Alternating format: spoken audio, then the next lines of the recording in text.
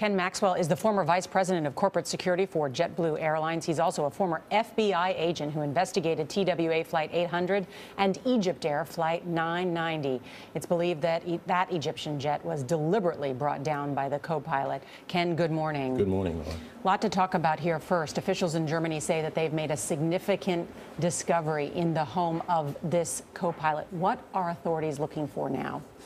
Well, they're looking for everything. They're peeling back that onion, proverbially, to try to understand Mr. Lubitz, his entire persona, his entire life, his medical records, his physical health, his mental stability. Is there any history of medication that they might find in the house?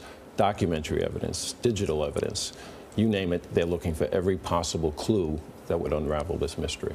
It seems so ironic, Ken, to me that the system that was set up in place after 9/11 to keep the bad guy out of the cockpit has now turned out very tragically, and the bad guy was in fact in the cockpit.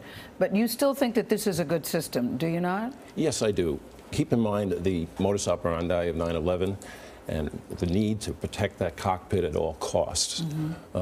Ironically, there is some irony here, but the procedure that is used in the United States, which is has been very useful and successful in having that second person up front when a pilot or co-pilot leaves, not only affords, with respect to security, an extra measure, but with respect to safety, should that pilot that remains or co-pilot remains become incapacitated with a stroke, heart attack, whatever the case may be, you have a human being up there to sound the alarm. So it's mitigating. Is it 100% foolproof? No, but it is a strong mitigating factor. But right now you're saying it works and works very well. It does. In the United States, yes.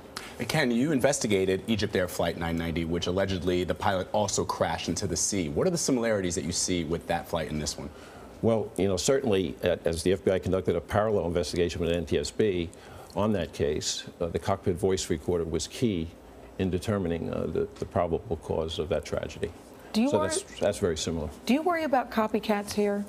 Not necessarily. I think it's important for the flying public to understand that the overwhelming majority of pilots are professional people who do their job well every day to make people safe.